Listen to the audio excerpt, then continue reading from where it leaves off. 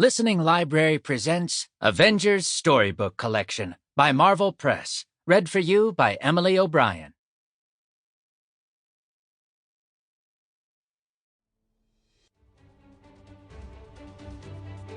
Spider-Man.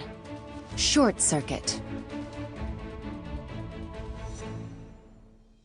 Peter Parker was at the movies with his best friends, Miles Morales and Gwen Stacy.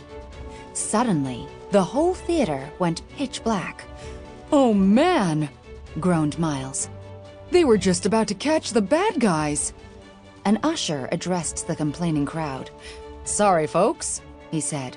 "We're having a power outage. Must be due to the lightning storm outside." Lightning storm? The three friends exchanged worried looks.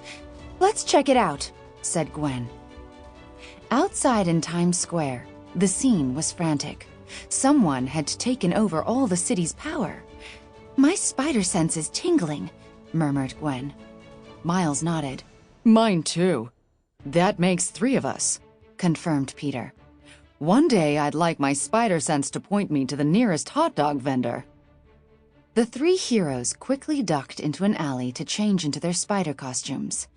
"It looks like Electro is up to his old tricks," said Peter. "He wants to use the city's electricity to strengthen his superpowers." "We need to stop him before this becomes dangerous," said Gwen. Suddenly, there was a loud crash as a truck collided with a car. Following the pull of his spider sense, Miles directed his attention to a strange sound nearby. Zzz. Miles heard a loud buzzing and followed it down to the subway tunnels, only to find Electro. He was absorbing the energy from the subway rails. Miles accidentally kicked a stray soda can, attracting Electro's attention. "What's this?" Electro smirked. "Another Spider-Man?" Thinking quickly, Miles fired a venom blast at the supervillain and missed. "You must still be in training," Electro laughed. Angered, Miles tried again, this time with his web shooters, but Electro shot back with a lightning bolt that knocked him out cold. "You better come with me, mini spider," Electro said, as he tossed Miles over his shoulder. Suddenly, a familiar voice came from behind the supervillain. "Electro, why so blue?" Thwip! Ghost Spider fired her web shooters, trying to capture Electro. Zap! Electro blasted lightning bolts and knocked a stunned Ghost Spider backward. Spider-Man leapt up onto the ceiling and tried to wrap a web around the limp Miles to pull the hero toward him. Whoosh! Just then, a train came thundering through the tunnel. Spider-Man grabbed Ghost Spider just in time. They clung to the wall as the train roared past. Once it was clear, they hopped down and looked around. The train was gone, and so were Electro and Miles. The web slingers searched New York City, hoping to track down their friend and their not-so-friendly enemy. Meanwhile, at the city's energy control center, Electro had taken Miles and the facility's workers prisoner. He stood in front of a giant control panel. "Once I hack into the system, I will be unstoppable," Electro crowed.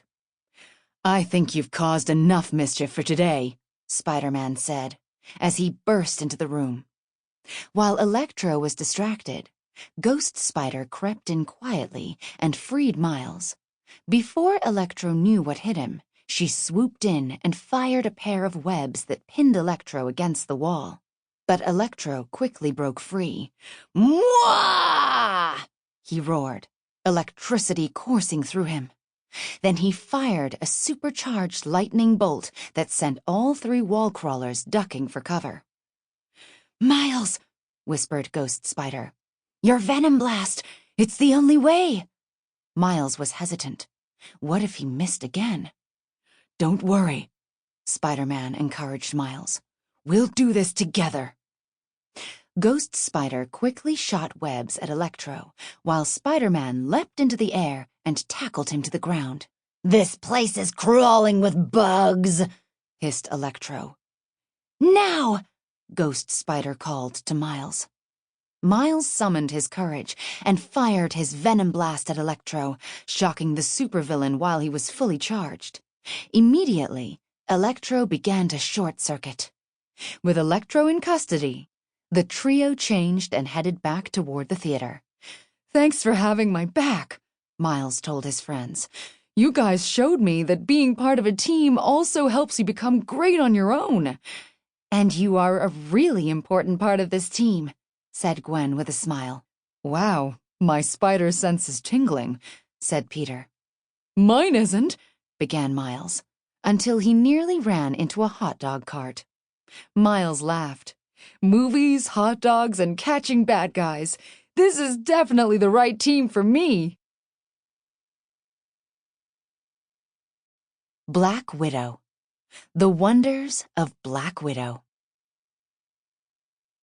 Natasha Romanoff, the Avenger, known as Black Widow, was raised in Russia by a man named Ivan Petrovich, who took Natasha under his wing when she was orphaned as a child. Ivan trained Natasha in dance, acrobatics, and gymnastics. "Da, Natasha," Ivan said. "Good." She was the best of his students. Soon, word of Ivan's extraordinary student got around. One day, several government intelligence agents came and took young Natasha away. "Where are we going?" Natasha asked, more curious than frightened. "Your destiny lies in the Black Widow program," one of them answered. Now, Natasha was scared. The agents brought Natasha to the Red Room. There, she would train to become a secret agent. She wasn't alone. Other girls were training there too. The Red Room conditioned Natasha to serve the government above all else. It became her mother, father, sister, and brother. She would defend it, with her life if need be. In the Red Room, Natasha became a fierce fighter, a warrior with few equals. She trained in Aikido, Judo, Karate, and boxing. After many years, Natasha earned the title of the Black Widow. Very few of the Red Room girls ever became Black Widows. It was a tremendous honor. Natasha was given a special uniform and 2 bracelets that fired widow's bite bolts that could take down superhumans. With her new weapons and her flawless training, Natasha would be nearly unstoppable. "I will not fail," Natasha vowed. She knew her duty. It was all she knew, all she was allowed to know. Natasha ran many successful missions as a Black Widow. She was always secret, always dangerous.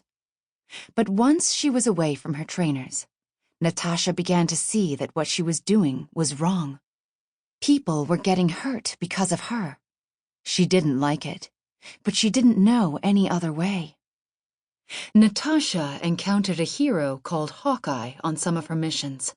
He was her enemy.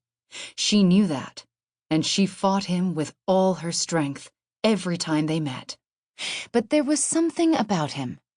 Over time, his presence came to feel familiar, almost comforting. It got to where they didn't even want to fight each other anymore. Instead, Natasha preferred just to talk. He was one of the first people who had ever bothered to listen. "You know, you'd think I'd know your name by now," Hawkeye said to her once. "My name's Clint Barton. What's yours?" "Why would you ask me that?" Black Widow said suspiciously. "Because you're a person," Clint replied, like it was obvious. Black Widow didn't respond, because it wasn't at all obvious to her. Hawkeye's question stuck with her. She'd been told for so long that her only purpose was as an agent, trained to serve. Natasha didn't see Hawkeye for a while after that, but eventually, she was sent back to New York on a mission that could hurt many people. She was hoping Hawkeye would find her, and he did.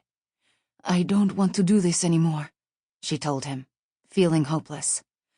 "I can help you," Hawkeye said. "Will you trust me?" Natasha looked at his open, honest face. "Yes," she said. Natasha didn't know what would happen next. Sample complete. Ready to continue?